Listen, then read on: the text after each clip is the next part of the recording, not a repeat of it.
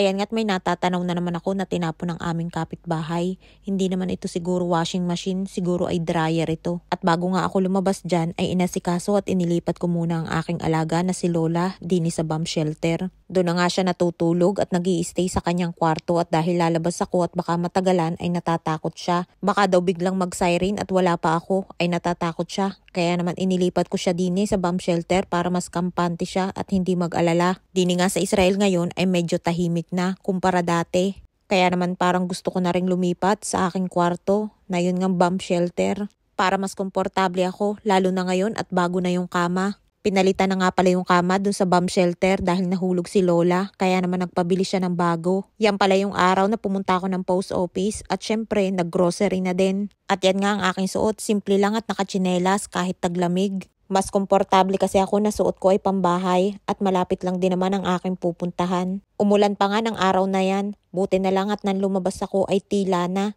Pinipigilan pa nga ako ni Lola at ang sabi wag na daw akong tumuloy at baka daw ako'y magkasakit. Ayan nga't paglabas ko ay may nadaanan na naman ako. May nagtapon sa aming kapitbahay. Siguro ay dryer yan. Sabi ko naman sa inyo, makakakumpleto kayo ng gamit dito sa bahay sa mga pwedeng mapulot ng mga tinatapon. Ang dami nga din pala nagtatanong sa akin kung paano daw makarating dito sa Israel, kung saan daw nag-a-apply. Nung kapanahonan ko ng pag-a-apply noong 2016, sa agency pa ako noon. Pero ngayon ay wala ng agency na pwedeng pag-applyan at diretsyo na nga ngayon sa POEA. Pwede kayo mag-register sa www.poea.gov.ph o kaya naman ay sa www.onlineservices.poea.gov.ph.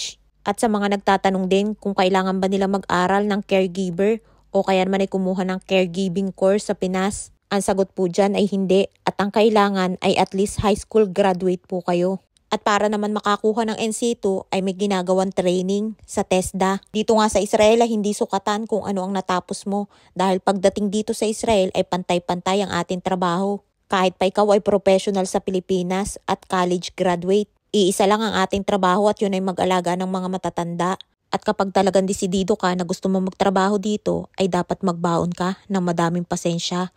Yung pasensya na hindi nakakain ha, yung pasensya na ugali, pero masarap din yun, yung pasensya na tinapay. Pero kahit ano naman trabaho ang pasukin mo, kailangan ng mahabang pasensya at pagtitiis, lalo na kung sa ibang bansa. At dito naman sa Israel ay iba't iba ang kondisyon ng mga matatanda na aming inaalagaan. At hindi din naman madali ang mag-alaga ng mga matatanda. At madami din nga nagtatanong kung magkano daw ang sahod dito sa Israel. Ang sahod po dito sa Israel ay hindi pare-pareho. Pero kapag bagong dating pa lamang dito, karamihan ay basic salary. Pero kapag nakaisang taon ka na sa iyong employer ay pwede kang magpadagdag ng sahod. Pero depende pa din sa employer kung ikaw ay dadagdagan. At kung sakali na lumipat ka ng employer kung halimbawa man na mautas ang iyong alaga at kailangan mong humanap ng bagong trabaho ay pwede ka nang mag-demand kung magkano ang gusto mong sahod.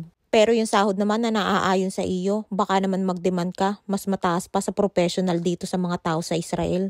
Dito pala sa Israel ay binabayadan din kami ng holiday natin sa Pilipinas. Kung hindi ka magde-day off sa holiday na yon, ikaw ay babayadan at meron namang iba na ayaw magbayad. Kaya ang ginagawa ng ibang caregivers na hindi binabayadan ay syempre ide-day off na lang nila para makapahinga. At sa madaling salita, kapag usapan sahod, tunay naman na maganda talaga ang sahod dito sa Israel. Pero bago namin makuha yun ay pinaghihirapan namin. Pagod, puyat, stress ang kapalit ng lahat na ngayon. At syempre yung pagtitiis na malayo kami sa aming mga mahal sa buhay. Mahirap kitain ng pera, kaya naman kailangan gamitin sa tamang paraan at maging masinop. Dahil ang pagiging OFW ay hindi pang habang buhay. Lalo na dito sa Israel, limited lamang ang aming visa dito. At sa haba ng aking kwento, ayan natapos na nga ako mag-grocery at babayadan ko na. Binigyan ako ni Lola ng 300 kasama na din dyan ang aking pagkain. Ayan at nailagay ko na nga sa aking trolley bag na lagi kong biyabit. Pauwi na nga ako at makulimlim na. Sa mga hindi pa po nakapollow, please follow and share. Thank you for watching!